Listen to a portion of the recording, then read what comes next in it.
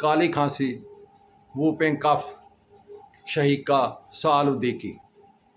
بچوں میں کھانسی کے ساتھ غوطہ آنے کی یہ اذیت ناک بیماری ہے۔ یہ متعدی بیماری ہے۔ ایک بیمار بچہ پورے محلے میں یہ بیماری پھیلا سکتا ہے۔ ایسے بچے تندرست ہونے کے کچھ عرصہ بعد بھی اپنی یہ بیماری دوسروں کو منتقل کرتے رہتے ہیں، کیونکہ جراثیم ان کے سانس کے ساتھ باہر نکلتے رہتے ہیں اور دوسروں کو اپنی لپیٹ میں لے لیتے ہیں۔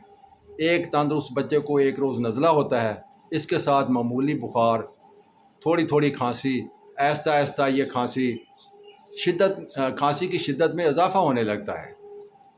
ہفتہ بھر میں اس کی سانس الٹنے لگتی ہے، پھر بیماری کا زور بڑھ جاتا ہے اور کھانسی کے ساتھ متلی کے بغیر کھایا پیا باہر نکل آتا ہے۔ اس کھانسی کے ساتھ بلغم نہیں ہوتی۔ بیماری کے ساتھ فاقہ کشی کی بدولت کمزوری بڑھ جاتی ہے۔ اس بیماری کی تشخیص علامات کھانسی کے دوروں کی خصوصی نوعیت سے کی جا سکتی ہے۔ خون کے معائنہ میں سفید دانوں کی تعداد میں اضافہ ہوتا ہے اور ان کی ایک قسم لیمفوسائٹس اور نیوٹروفل میں اضافہ پایا جاتا ہے۔ اگرچہ بعض سوزشوں کی اقسام میں بھی یہ لیمفوسائٹس اور نیوٹروفل کی تعداد میں اضافہ ہوتا ہے، لیکن اس مرض کی تشخیص کا انحصار ڈاکٹر یا حکیم کی ذاتی بصیرت اور تجربے پر بھی ہوتا ہے۔ علاج: کھانسی کے وہ شربت جو دمہ میں استعمال کیے جاتے ہیں اس مرض کے لیے مفید ہے۔ یہ شربت بار بار استعمال کرائے جائیں تو اس سے کھانسی کی شدت میں کمی آ جاتی ہے۔ کیونکہ یہ جراثیم والا مرض ہے تو جراثیم کشی کے لیے اس مرض میں ٹیٹراسائلین اور ایرتھروسین کے سیرپ یا گولیاں مفید رہتی ہیں۔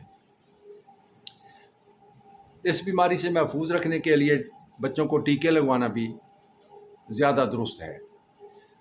خشک ادرک کو پیس لیں اور اسے شہد پر چھڑک لیں، یہ بار بار چٹایا جائے۔ میٹھے انار کا رس نکال لیں اور اس کو ہلکی آنچ پر پکائیں۔ جب گاڑھا ہو جائے تو اس میں شہد ملائیں اور یہ بار بار چٹایا جائے۔ طب یونانی کا ایک مرکب جوارش انارین کے نام سے آتا ہے، اس میں شہد ملا کر مریض کو بار بار چٹایا جائے۔ کیلے کے درخت کا چھلکا خشک کر لیں، اسے توے پر جلا لیں، یہ راکھ شہد میں ملا کر مریض کو چٹائی جائے۔ نہایت ہی ہر قسم کی کھانسی کے لیے یہ اکسیر ہے۔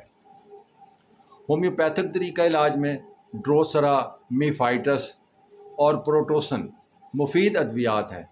دوائی کی طاقت، مرض کی نوعیت اور مریض کی عمر کے حساب سے اس کا تعین کیا جائے، علامات کو مد نظر رکھا جائے اور دوائی کا مناسب وقفہ ڈاکٹر صاحب کی بصیرت پر منحصر ہوتا ہے۔